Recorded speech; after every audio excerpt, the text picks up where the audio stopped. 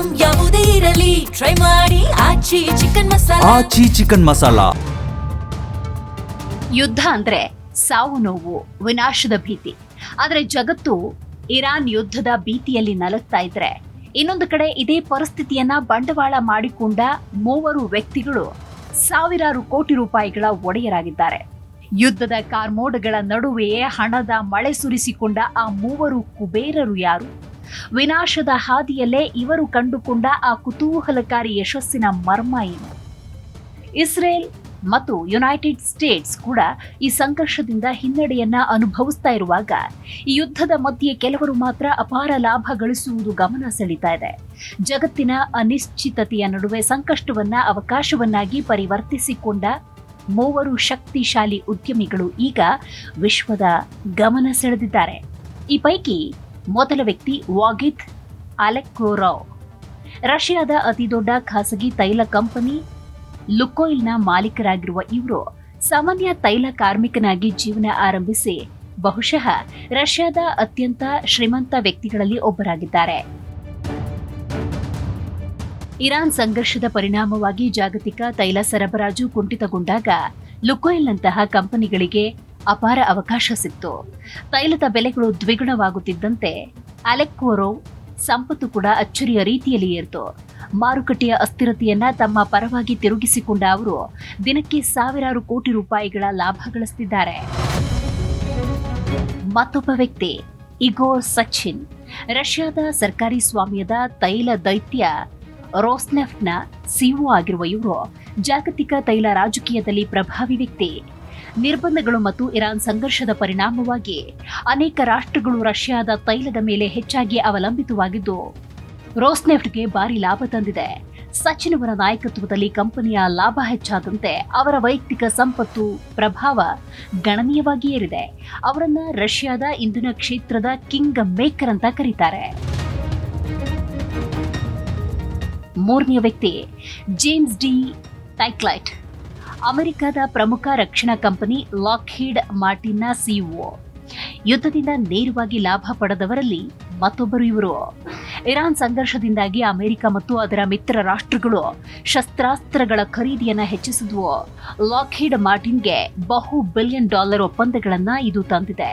ಕ್ಷಿಪಣಿ ವ್ಯವಸ್ಥೆಗಳು, ಯುದ್ಧ ವಿಮಾನಗಳು, ರಕ್ಷಣಾ ತಂತ್ರಜ್ಞಾನಗಳ ಬೇಡಿಕೆ ಏರಿದ ಹಾಗೆ ಕಂಪನಿಯ ಷೇರು ಮೌಲ್ಯ ಹೆಚ್ಚಾಗಿದೆ. ಇದರ ಪರಿಣಾಮ ಟಾಕ್ಲೈಟ್ ಆದಾಯ ಮತ್ತು ಪ್ರಭಾವ ಹೆಚ್ಚಾಗಿದೆ. ಯುದ್ಧ ಜಗತ್ತಿಗೆ ಭೀಕರ ಪರಿಣಾಮಗಳನ್ನು ಉಂಟು ಮಾಡಿದ್ರು ವಾಗಿತ್ ಅಲೆಕ್ಕೋರವ್, ಇಗೋರ್ ಸಚಿನ್, ಜೇಮ್ಸ್ ಡಿ ಟೈಕ್ಲೈಟ್ ಈ ಮೂರು ವ್ಯಕ್ತಿಗಳಿಗೆ ಅಪಾರ ಆರ್ಥಿಕ ಲಾಭವನ್ನು ತಂದುಕೊಟ್ಟಿದೆ. ಸಂಕಷ್ಟದ ಹೊತ್ತಿನಲ್ಲಿ ಕೆಲವರು ಹಾನಿಗೊಳಗಾದರೆ, ಕೆಲವರು ಅದನ್ನೇ ಅವಕಾಶವನ್ನಾಗಿ ಮಾಡಿಕೊಂಡು ಶಕ್ತಿಶಾಲಿಗಳಾಗುವ ವಾಸ್ತವವನ್ನ ಈ ಘಟನೆ ಮತ್ತೊಮ್ಮೆ ಸಾಬೀತುಪಡಿಸಿದೆ.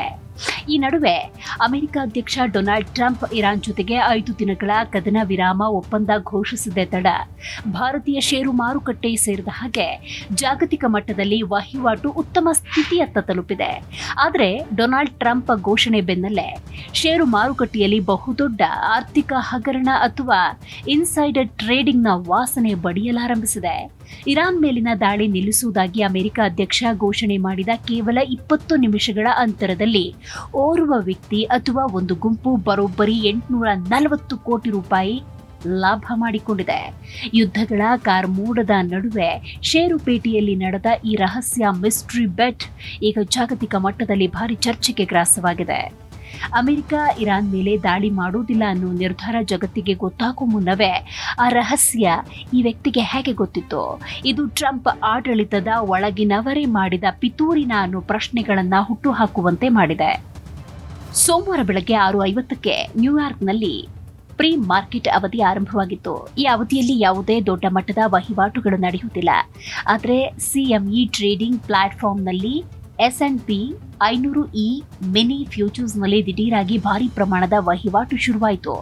ಯಾರೋ ಒಬ್ಬ ಅನಾಮಧೇಯ ಟ್ರೇಡರ್ ಅಥವಾ ಒಂದು ಸಂಸ್ಥೆ ಬರೋಬ್ಬರಿ $12,600 ಕೋಟಿ ಅಂದರೆ $1.5 ಬಿಲಿಯನ್ ಅಮೆರಿಕನ್ ಡಾಲರ್ ಮೌಲ್ಯದ S&P 500 ಫ್ಯೂಚರ್ಸ್ ಅನ್ನು ಖರೀದಿಸಿತು.